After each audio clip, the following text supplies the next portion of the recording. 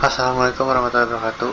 Perkenalkan, nama saya Muhammad David Gufran dari semester 4 kelas RA16. Di sini saya akan melakukan presentasi UTS perilaku organisasi.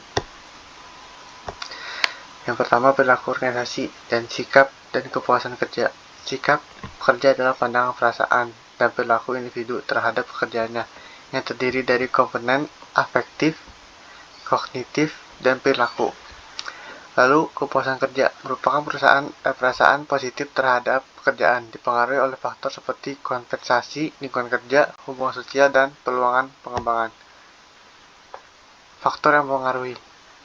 Yang pertama ada pengalaman kerja, lingkungan kerja, hubungan interpersonal, kepribadian, motivasi, keadilan, organisasi, dan gaya kepemimpinan. Kedua ada kompensasi, kondisi fisik kerja, tugas yang sesuai dengan penghargaan.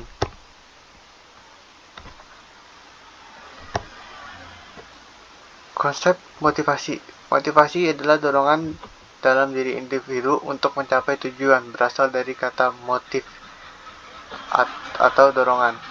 Motivasi melibatkan proses psikologis yang dipengaruhi oleh sikap, kebutuhan, dan persepsi. Jenis motivasi ada dua, yaitu intrinsik, berasal dari dalam diri. Yang kedua, ekstrinsik, dipicu oleh faktor luar. Faktor yang mempengaruhi motivasi yaitu adalah internal, kepribadian, pendidikan, pengalaman, harapan masa depan. Kedua ada eksternal, lingkungan, pimpinan, tuntutan organisasi, dan dukungan atasan. Lalu ada indikator motivasi, pemikiran positif, keterlibatan dalam tugas, serta tujuan dan komitmen yang jelas.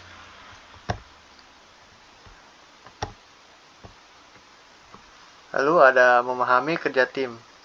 Kerja tim adalah kolaborasi kelompok yang menghasilkan kinerja lebih tinggi dibandingkan kerja individu. Tim efektif menciptakan sinergi dan efisiensi melalui koordinasi. Yang pertama, jenis tim. Tim pemecah masalah, fokus pada perbaikan proses. Yang kedua ada tim yang dikelola sendiri, mandiri dalam pengambilan keputusan. Ketiga, tim fungsional, silang, terdiri dari berbagai departemen. Lalu ada faktor keberhasilan tim. Sumber daya dan dukungan seperti informasi, teknologi, dan staf, kepemimpinan, dan struktur.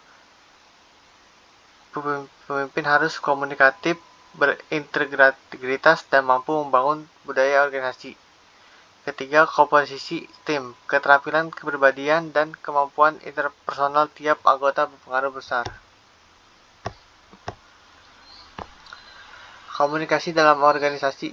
Komunikasi dalam organisasi adalah proses pertukaran informasi, ide, dan pemikiran antara individu atau kelompok di dalam struktur organisasi. Komunikasi efektif sangat penting untuk koordinasi, mencegah kesalahpahaman, dan meningkatkan efisiensi kerja. Faktor-faktor yang mempengaruhi komunikasi dalam organisasi meliputi saluran komunikasi formal, struktur organisasi, spesialisasi jabatan, gaya kepemimpinan, budaya organisasi, teknologi, serta hambatan dan emosional. Bentuk-bentuk komunikasi dalam organisasi dapat berupa vertikal, horizontal, diagonal, formal, dan informal.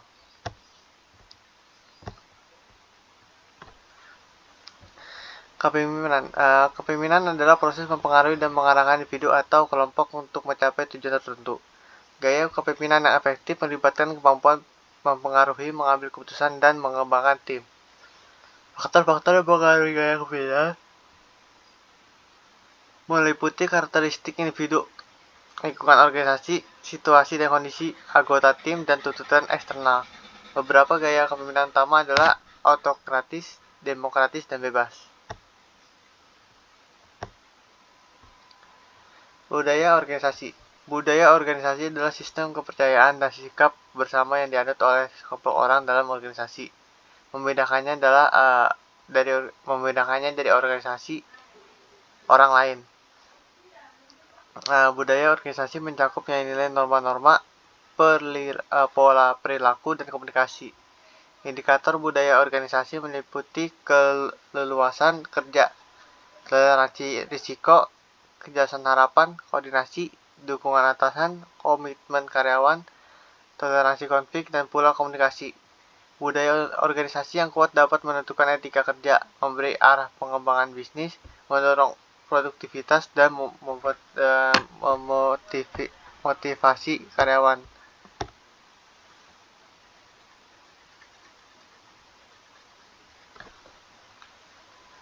Komitmen organisasi. Komitmen organisasi adalah keterikatan dan tanggung jawab karyawan terhadap organisasi. Jenis-jenis komitmen organisasi meliputi komitmen afektif, komitmen berkelanjutan, dan komitmen normatif. Faktor-faktor yang mempengaruhi komitmen organisasi adalah faktor individu, seperti kepribadian, nilai pribadi, lama bekerja, ataupun kepuasan kerja. Dan faktor organisasi seperti gaya kepemimpinan, budaya kerja, imbalan, pengembangan karir, dan keamanan kerja. Indikator komitmen organisasi meliputi loyalitas, kepatuhan, keterlibatan,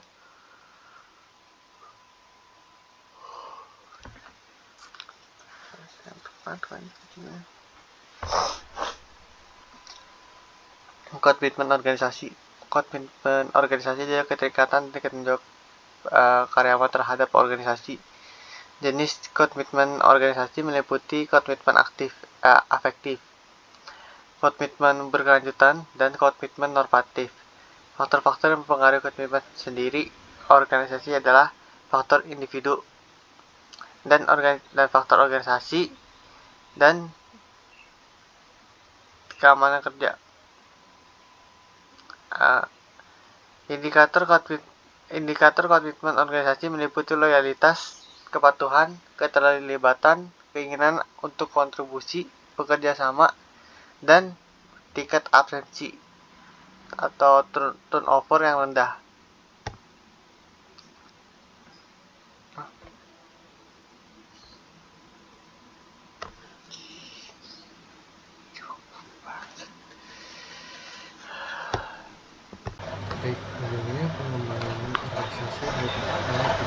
Umumnya pengembangan organisasi merupakan upaya untuk memperbaiki efektivitas menurut suatu organisasi. Ada macam-macam definisi tentang konsep tersebut dalam literatur teori organisasi dan pengembangan organisasi. Salah satu definisi yang berisikan spesial rutin dari pengembangan organisasi dikemukakan oleh French dan Bell mengemukakan bahwa pengembangan organisasi merupakan sebuah upaya jangka panjang guna memperbaiki proses-proses pemecahan masalah dan pembaruan suatu organisasi, terutama melalui manajemen kolaboratif kultur organisasi yang lebih efektif dengan menitikberatkan kultur dari tim-tim kerja formal dengan bantuan agen perubahan atau katalis dan menggunakan teori dan teknologi ilmu keberlakuan terapan, termasuk di dalamnya apa yang dinamakan action research.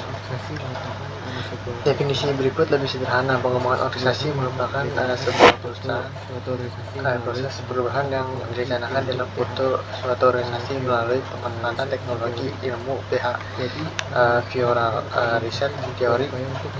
Jadi pengembangan organisasi berupaya untuk menyediakan peluang untuk menjadikan manusia dan meningkatkan pemahaman, partisipasi, dan pengaruh. Salah satu tujuan pokok adalah mengintegrasikan sasaran-sasaran individual dan organisasi. Sementara dalam literatur yang lain, sejarah pengembangan organisasi ditunjukkan oleh 5 latar belakang tersebut berikut. Yang pertama, pelatihan laboratorium, kedua, umpan survei, ketiga, riset tindakan, keempat, produktivitas dan kualitas kehidupan kerja, kelima, perubahan strategi. Berikut ini cara diidentifikasikan 8 nilai yang mendasari kebanyakan upaya pengembangan organisasi. Yang pertama, penghargaan akan orang individu dipersepsikan sebagai bertanggung jawab, teliti, dan punya pelatihan. Hendaknya mereka dibangun secara layak dan hormat, percaya dan mendukung. Organisasi yang efektif dan sehat didirikan oleh kepercayaan, keterbukaan, dan suatu iklim yang mendukung. Ketiga, penyamaan kekuasaan. Organisasi yang efektif mengurangi banyak tekanan pada wewenang dan pengendalian hierarkis. Kompetensi seharusnya masalah-masalah yang disembunyikan harus dihadapi secara terbuka. Partisipasi, semakin banyak orang yang akan terlibat suatu perubahan, terlibat dalam keputusan sekitar perubahan tersebut. Semakin mereka setia pada pelaksanaan keputusan tersebut. Lalu ada pengembangan organisasi adalah proses yang kompleks dan bisa memakan waktu 1 tahun atau lebih untuk merancang dan mengimplementasikan. Bahkan kadang-kadang proses tidak tampak dengan jelas.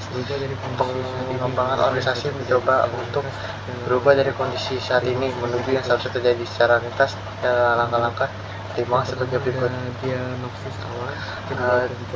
Yang pertama adalah diagnosis awal, kedua pengumpulan data, ketiga open balik data dan konfrontasi, keempat tindak perencanaan dan pemecahan masalah, kelima menggunakan intervensi dan evaluasi tindak lanjut. Sifat-sifat dasar pengembangan organisasi yaitu merupakan suatu strategi terencana dalam mewujudkan perubahan organisasional. Perubahan yang dimaksud harus mempunyai sasaran yang jelas dan didasarkan pada suatu diagnosis yang tepat mengenai permasalahan yang dihadapi oleh organisasi, berupa kolaborasi antara berbagai pihak yang akan mengalami dampak perubahan yang akan terjadi. Keterlibatan dan partisipasi para anggota organisasi harus mendapat perhatian. Ketiga, program pengembang organisasi harus menekankan cara-cara baru diperlukan guna meningkatkan kinerja seluruh anggota organisasi. Keempat, mengandung nilai humanistik dalam arti bahwa dalam meningkatkan efektivitas organisasi dan potensi manusia harus menjadi bagian yang penting. Kelima, menggunakan pendekatan konsisten yang berarti selalu memperhitungkan pentingnya interrelasi, interaksi, dan interdependensi. Jadi menggunakan pendekatan ilmiah yaitu untuk mencapai tujuan pengembangan organisasi. Selanjutnya ada nilai pengembangan organisasi yaitu penghargaan akan orang lain, percaya dan mendukung orang lain, sedangkan individu sendiri harus mempunyai tanggung jawab. Ketiga, menggunakan kekuasaan, mengurangi tekanan dari bawahan. Keempat, konfrontasi, tidak menyembunyikan masalah. Dan kelima, partisipasi, melibatkan orang-orang yang mempunyai pengembangan organisasi dalam proses pengembangan organisasi. Lutan dengan mengutip Black dan Margulies menyatakan bahwa elemen-elemen berikut merupakan bagian dari dan pendekatan modern pengembangan organisasi terhadap manajemen perubahan, yaitu 1. Pendekatan pengembangan organisasi terhadap perubahan rencana. Memiliki sifat sistem, sedikitnya menggunakan sistem didesain guna memperbaiki organisasi baik dalam jangka pendek maupun dalam jangka panjang. Pendekatan pengembangan organisasi terhadap perubahan primer tunjukkan pada proses-proses organisasian dan bukan pada konten substansinya. Desain untuk memecahkan masalah-masalah. Karena memfokuskan primer pada hubungan manusia dan sosial. Selanjutnya disajikan 5 intervensi yang dapat dipertimbangkan oleh agen perubahan untuk digunakan antara lain. 1. Pelatihan kepekaan. Pelatihan yang berupaya mengubah perilaku melalui interaksi kelompok yang tidak terukur. Umpan balik survei. Penggunaan kuesioner untuk mengenali penyimpangan antara persepsi anggota. Diikuti dengan pembahasan dan sasaran baikan. Ketiga, konsultasi proses. Konsultasi memberikan seorang klien wawasan dalam apa yang terjadi di sekitar klien, di dalam diri klien, dan antara klien itu dengan klien, mengidentifikasikan proses yang memerlukan perbaikan. Keempat, pembinaan tim. Interaksi tingkat tinggi di kalangan anggota tim untuk meningkatkan kepercayaan dan keterbukaan. Kelima, pengembangan antar kelompok upaya pengembangan organisasi untuk mengubah sikap stereotip dan persepsi yang Terima kasih.